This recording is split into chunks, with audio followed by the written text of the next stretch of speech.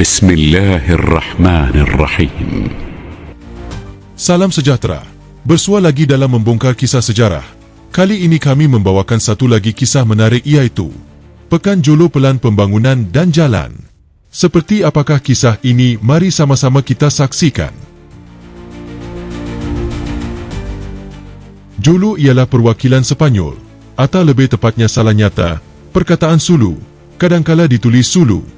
Orang Sepanyol awal menulisnya Zulo, yang kemudiannya ditukar kepada Jol. Bentuk lengkap perkataan itu ialah Suluk, seperti yang diterjemahkan dalam Maguindanao. Sulus menyebutnya dan menulisnya Sug. Sug bermaksud arus laut. Aliran air pasang melalui saluran sempit yang tidak terkira banyaknya, yang memisahkan banyak pulau di Nusantara, menimbulkan arus deras yang luar biasa, yang menonjol dalam kehidupan pelayaran rakyat. Oleh itu, istilah tersebut merupakan sebutan yang sesuai untuk Nusantara secara keseluruhan. Raja-raja negeri pulau itu telah menukar ibu kota mereka sebanyak 4 kali. Ibu kota paling purba ialah Membong, yang kedua ialah Buansa, yang terletak di pantai utara pulau itu kira-kira 3 batu ke barat Jolo. Di sini memerintah Raja Baginda dan 3 Sultan pertama Sulu. Sultan keempat berpindah ke Sug, ibu kota ketiga, dan bandar itu kekal sebagai ibu kota kesultanan sehingga 1876, tarikh penaklukan dan pendudukan Sepanyol. Sultan Jamalul Alam kemudiannya berpindah ke Membong dan orang Sepanyol menduduki bandar itu.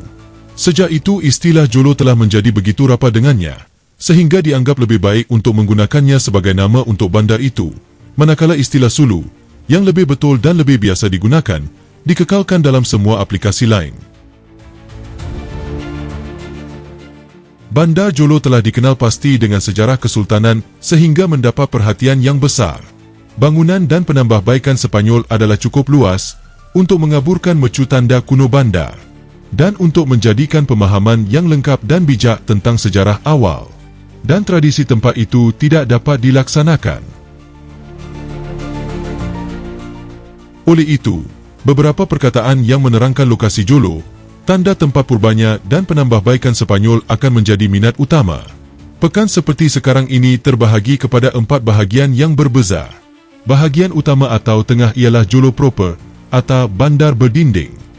Ini dikenali oleh orang Moro sebagai Tiangi Sug yang bermaksud kedai atau pasar Sulu. Separuh barat bahagian ini bersempadan dengan Subah, Bawang dahulunya dipanggil Luwei. Bahagian kedua dipanggil San Raimundo, terletak di belakang dan selatan bandar berdinding dan dipisahkan daripadanya oleh sungai kecil yang dipanggil Tubig Hasaan. Bahagian ketiga ialah Tulai dan terletak di sebelah barat. Yang keempat ialah Bus-Bus, di sebelah timur. Di kepala jalan raya yang memisahkan Pueblo Nuevo atau Tulai dari Jolo proper atau Luwei adalah Sungai Pasang Surut kecil yang dahulunya dipanggil Subah Bawang. Sesetengah peta menetapkannya sebagai Rio del Sultan. Aliran ini memanjang kembali ke dalam Paya dan terbahagi kepada 2 cabang. Cawangan utama atau langsung memanjang ke arah selatan lebih kurang ke satu titik kira-kira 700 meter dari muara sungai, di mana ia naik dalam 134 mata air tawar yang banyak di pinggir Paya. Cawangan yang lain dibentuk oleh persimpangan anak sungai yang timbul di mata air San Raimundo dengan Tubig Hasaan. Yang terakhir ini berasal dari kaki bukit di atas tanah perkuburan dan rumah blok nombor 2. Hasaan bermaksud batu pengisar dan mata air dikatakan telah pecah dari tempat di mana batu pengisar telah ditetapkan untuk digunakan. Satu lagi aliran, dipanggil Subaligayan, mengalirkan lereng utara Bas Datu dan Ajat, dan mengalir ke utara, melalui Fort Asturias dan melalui Tulai, dan bermuara ke Jalan Raya Jolo pada satu titik kira-kira 250 meter ke barat muara Subah Bawang.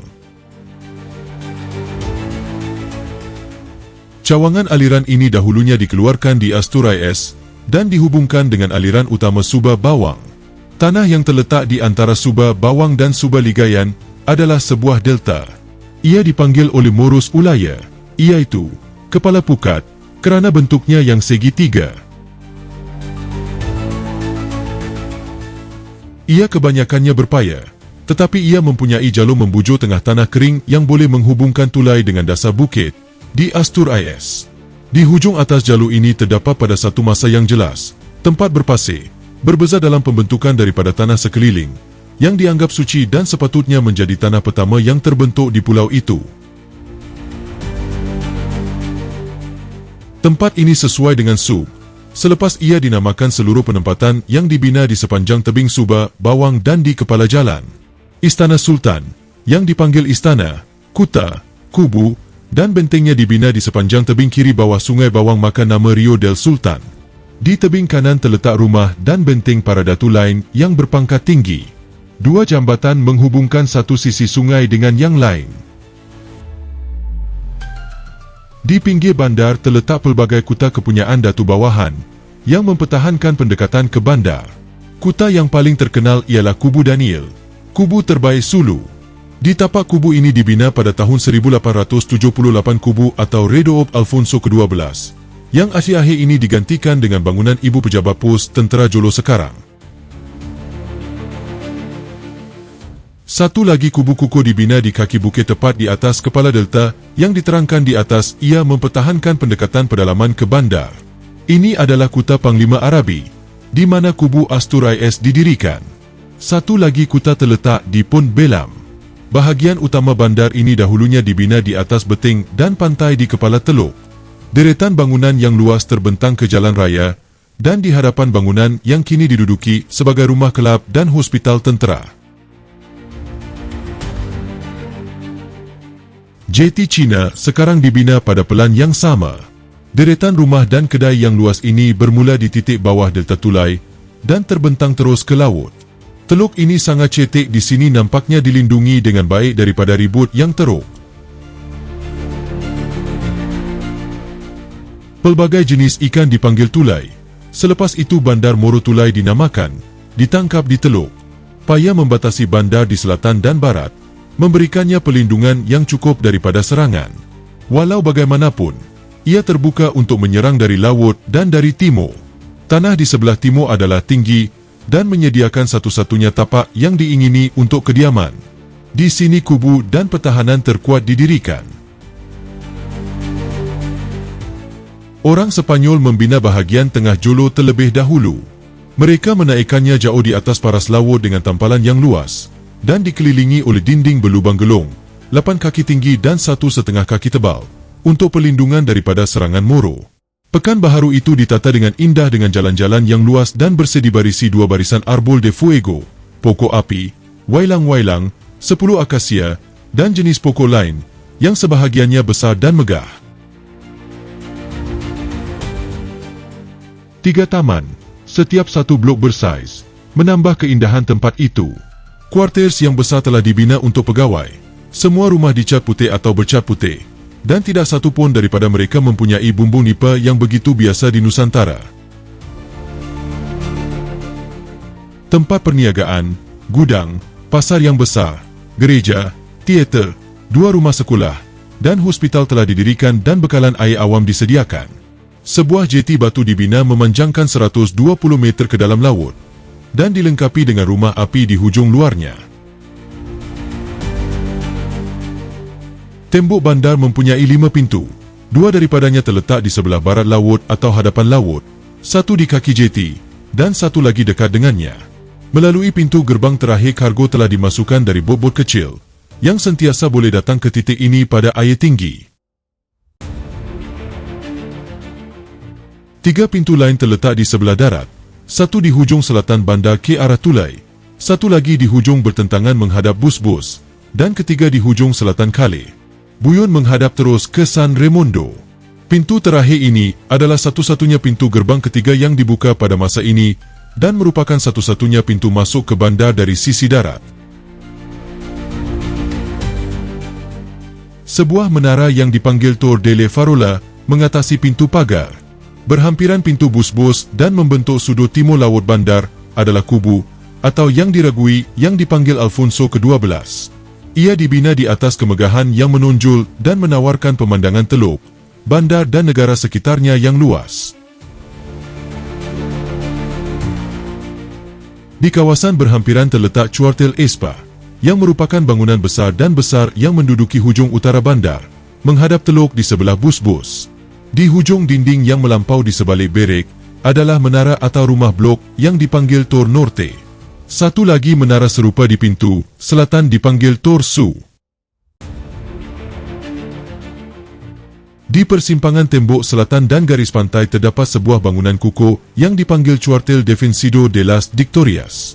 Blok yang terletak menyerong di antara kuartel ini dan pasar mempunyai 8 bangunan yang dikenali sebagai Casas de la Colonia para Deportados. 2 jalan dan 2 jambatan menghubungkan pintu selatan dan tenggara dengan San Raimundo. Kesinambungan jalan-jalan ini membentuk 2 jalan utama di bahagian bandar ini. San Raimundo mempunyai 6 blok bandar kecil. Hampir kesemuanya terletak di tanah paya yang ditebus guna. Bangunan-bangunan di sini hanyalah punduk nipa dan jalan-jalannya berlumpur dan sempit, tidak seperti bandar berdinding. Di bahagian belakang bandar terletak sebuah kebun kelapa yang besar yang memanjang ke rumah blok nombor 2. Di sebelah dan Astur IS di sebelah yang lain. Jalan yang lurus dan tersusun rapi menghubungkan kedua-dua titik terakhir ini secara langsung dan menandakan sempadan selatan bandar. Jalan yang baik berjalan di luar tembok yang menghubungkan bus-bus dan tulai.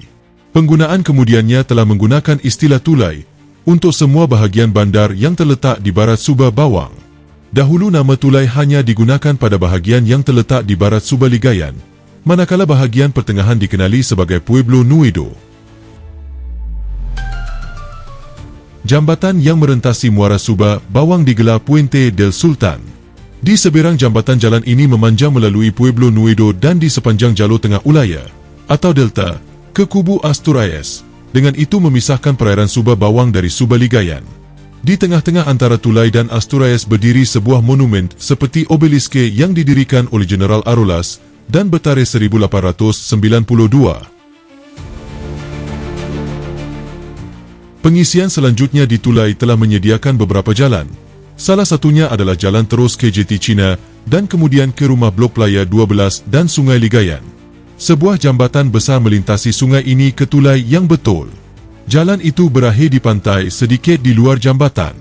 Di plaza tengah di Tulai berdiri sebuah monumen yang didirikan oleh Jeneral Arolas pada tahun 1891 sebagai peringatan kepada 3 penakluk terkenal Jolo. Di satu sisi monumen itu tertera tulisan "Ele Gloria de los que con su esfuerzo hicieron esta tierra espaola". Sisi kedua mengandungi tulisan Corcu Ira, 17 de Abril de 1638. Bahagian ketiga, Urbis Tindo, 28 de Febrero de 1851. Pihak keempat, Malcampo, 29 de Febrero de 1876. Jalan lurus kira-kira 3/4 batu panjang yang dipanggil Jalan Astur IS menghubungkan secara langsung Astur IS dengan pintu masuk utama bandar berdinding itu. Jalan lain bermula di titik terakhir ini dan berjalan di sepanjang tebing kanan tubig Hasaan sampai ke tanah perkuburan di seberang Blok nombor 2. Jambatan lama yang menghubungkan cabang jalan ini dengan yang berjalan dari Asturias ke Blok nombor 2 telah dihanyutkan oleh segara yang teruk pada tahun 1904, sekaligus memecahkan apa yang dahulunya merupakan bulatan jalan raya yang lengkap di sekitar bandar. Bus-bus diduduki sepenuhnya oleh Moros. Rumahnya adalah punduk nipa usang yang dibina di atas cerucuk di atas air. Belakang bandar adalah paya yang memanjang sedikit ke arah dasar bukit. Air dari paya itu mengalir ke teluk melalui 2 anak sungai. Yang pertama mengalir melalui penempatan dan dikenali sebagai Tubig Uhang. Yang satu lagi adalah buatan, membentuk batas luar bandar dan dipanggil Terusan Buyung. Orang yang disabitkan dengan jenayah berat pada zaman Kesultanan. Mereka telah diikat pada sebatang pokok di tempat ini, dan di sana mayat mereka dicincang-cincang. Maka nama bus-bus yang bermaksud memotong atau menghias kayu, berdagang.